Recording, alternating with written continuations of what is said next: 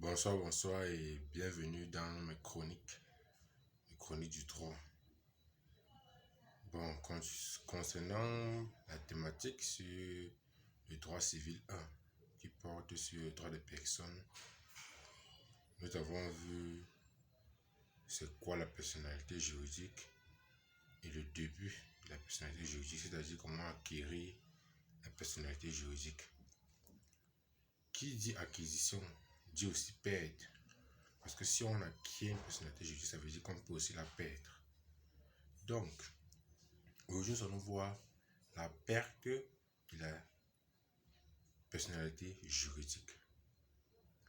Cette perte se voit sur deux volets. Il y a la première perte qui est basée sur la mort, le décès de la personne physique. Lorsqu'une personne physique décède, elle perd sa personnalité juridique. Sur le plan civil, elle perd sa personnalité juridique lorsque l'officier d'état civil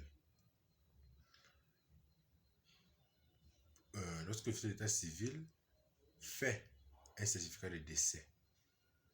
Donc, après la déclaration de la famille auprès de l'officier d'état civil du décès de la personne qui est morte, l'officier d'état civil délivre un certificat de décès qui atteste que vraiment la personne qui est décédée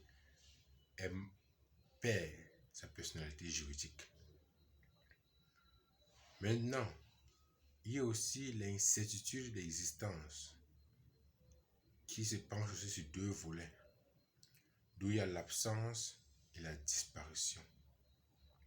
C'est quoi l'absence? L'absence, c'est lorsque un individu quitte son domicile pour quelque part dont personne n'en connaît. Et il ne faut pas confondre l'absence, la disparition et la non-présence. Je dois le réitérer. La non-présence est différente de l'absence et de la disparition. Pourquoi? Parce que la non-présence, c'est lorsque un individu n'est pas présent dans son domicile, mais a laissé des informations à son entourage d'où il est à l'instant où il n'est pas dans son domicile. C'est-à-dire, je vais prendre un exemple pour que vous compreniez bien. Si peut-être moi, je vis à Maroua, je suis domicilié à Maroua, et que je quitte Maroua pour Yaoundé, et que je continue à causer avec mes voisins, avec ma mère et mes frères, ça veut dire que je ne suis pas seulement présent à Maroua, mais je ne suis pas absent. Pourquoi? Parce que l'absence, c'est le fait que une personne part. On n'a plus d'informations d'elle. On ne sait pas où elle est. On ne connaît rien de sa destination. Voilà où on appelle l'absence. Ça veut dire un bon matin, vous vous levez, vous constatez que votre voisin n'est plus là. Vous essayez d'appeler sa famille vous dit qu'elle ne sait pas où la personne est allée. Ses amis, personne ne connaît où elle est allée. Ça, c'est l'absence. Et c'est après 48 heures qu'on alerte la police. Maintenant, au niveau de la disparition, c'est lorsque la personne, la dernière fois qu'il a été vu, était en position de danger. C'est-à-dire quoi? Nous sommes comme ça. La dernière fois que vous avez vu peut-être votre frère, c'est lorsque vous étiez en train de le tuer. Peut-être il y avait eu guerre, peut-être il y a eu catastrophe. Et la personne a fui depuis ce jour. On n'a plus de ces nouvelles. On ne sait pas où la personne s'est trouvée. C'est là où on parle de disparition. Donc vous voyez, les deux cas, c'est différent. Parce qu'au niveau de l'absence, la personne est partie, mais il n'avait pas de problème. Or, la disparition, c'est lorsque la dernière fois qu'on l'a vu, quand il partait, il était dans un cas critique, il était en danger, sa vie était mise à prix. Donc voilà la différence que l'on fait entre l'absence et la disparition.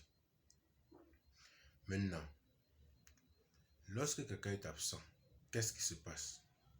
La famille fait une déclaration d'absence du membre qui n'est plus, puisqu'on ne sait pas si la personne est morte ou vivante. Donc on attend une période de 4 ans. S'il n'a pas laissé d'administration sur ses biens. Mais s'il a laissé d'administration sur ses biens, on attend 10 ans.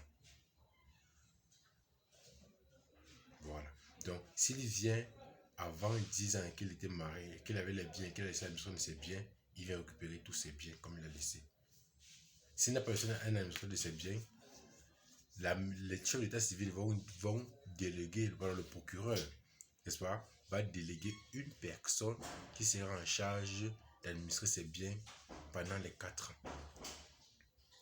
Après cette période, si la personne revient, elle a la moitié de ce qu'elle a laissé. Donc, si elle vient après la 5e année, ou alors si elle vient après la 10e année, si elle avait laissé un administrateur, lorsqu'elle vient, elle a la moitié de ce qu'elle a laissé. Voilà. Mais si elle vient encore après 15 ans, elle a 1/10 de ce qu'elle a laissé. Et si c'est après 30 ans, elle n'a plus rien. En principe, le droit dit normalement 100 ans. Mais comme on sait que quelqu'un peut vivre jusqu'à 100 ans, parce que l'espérance de vie de nos jours est de 50 ans, donc on a mis à 30 ans. Si elle vient après 30 ans,